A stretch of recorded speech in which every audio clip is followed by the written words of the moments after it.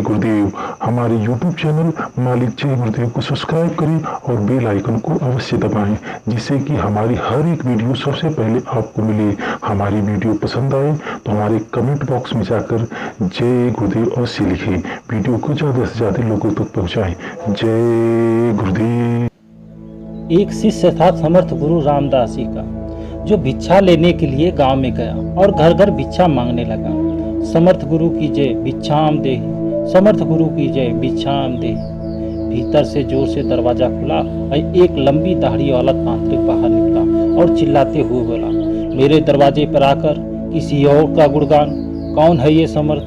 शिष्य ने गर्व से कहा, मेरे गुरु समर्थ रामदास जी जो सर्वसमर्थ है। तांत्रिक ने सुना तो क्रोध में आकर बोला, इतना दुस्साहस मेरे दरवाजे पर आकर किसी और का गुणगान करता है, तो देखता हूँ कितना समर्थ है तेरे गुरु में। मेरा श्राप है, तू कल उगता हुआ सूरज नहीं देखेगा, अर्थात तेरी मृत्यु हो जाएगी। शिष्य ने सुना तो देखता ही रह गया और आसपास के गांव वाले कहने लगे कि इस तांत्रिक का दिया हुआ श्राप कभी व्यर्थ नहीं जाता है। बेचारा युवा अपनी जवानी में जान गंवा बैठा। शिष्य उदास चेहरा लिए वापस आश्रम की ओर चल दिया और चलते चलते सोच रहा था, आज मेरा अंतिम दिन लगता है, मेरा समय खत्म हो गया। आश्रम में जैसे ही पहुंचा, गुरु सामर्थ रामदास जी हंसते हुए बोले, ले आया भिक्षा? बेचारा शिष्य क्या बोले। गुरुदेव हंसते हुए बोले, भिक्षा ले आया? शिष्य, जी गुरुदेव, भिक्षा में अपनी मौत ले आया। और सारी घटना सुना दी। एक कोने में जाके चुपचाप बैठ गया। गुरुदेव बोले, अच्छा चल भोजन कर ले। शिष्य, आप भोजन की बात कर रहे हैं और यहाँ मेरे प्राण सूख रहे हैं, भोजन तो दूर एक दाना भी मुंह में न जाएगा। गुरुदेव बोले, अभी तो पूरी रात बाकी है, अभी से चिंता क्यों कर रहा है? चल ठीक है, जैसे तुम्हारी इच्छा।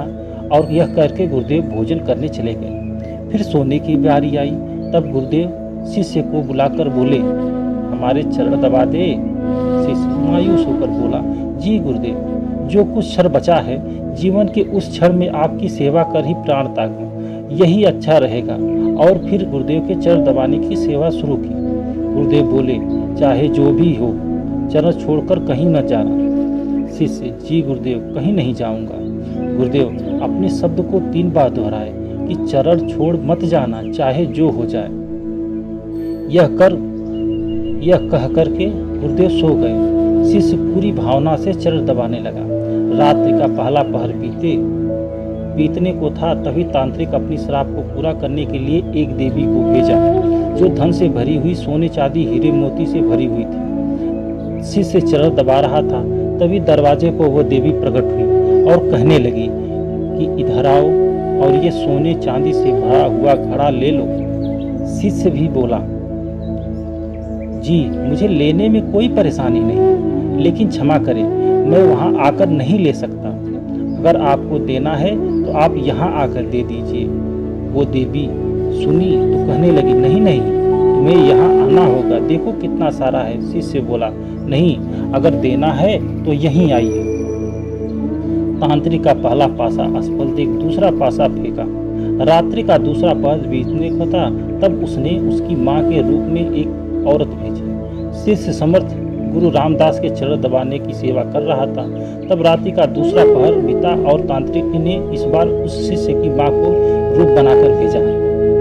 शिष्य गुरु के चरण दबा रहा था, तभी दरवाजे पर आई, बेटा तुम कैसे हो? शिष्य ने अपनी माँ को देख करके सोचने लगा, अच्छा हुआ जो माँ के दर्शन हो गए, मरते वक्त माँ से भी मिल ली। उस औरत जो माँ के रूप धारण की थी बोली, बेटा आओ गले लग जाओ, बहुत दिन हो गए तुमसे मिले। शिष्य बोला, क्षमा करना माँ, लेकिन मैं वहाँ नहीं आ सकता, क्योंकि अभी गुरु चरण सेवा कर रहा हूँ। मुझे भी आपसे गले लगने की इच्छा है, आप यहीं आ जाओ। फिर वो औरत देखी कि चाल काम नहीं आएगी, वो चली गई। रात्रि का तीसरा पहर और तांत्रिक यमदूत वाला राक्षस भेजा। राक्षस वहाँ पहुँच के शिष्य से बोला कि चल, तुम्हें लेने आया हूँ, तुम्हारी मृत्यु हो गई है, उठ और चल।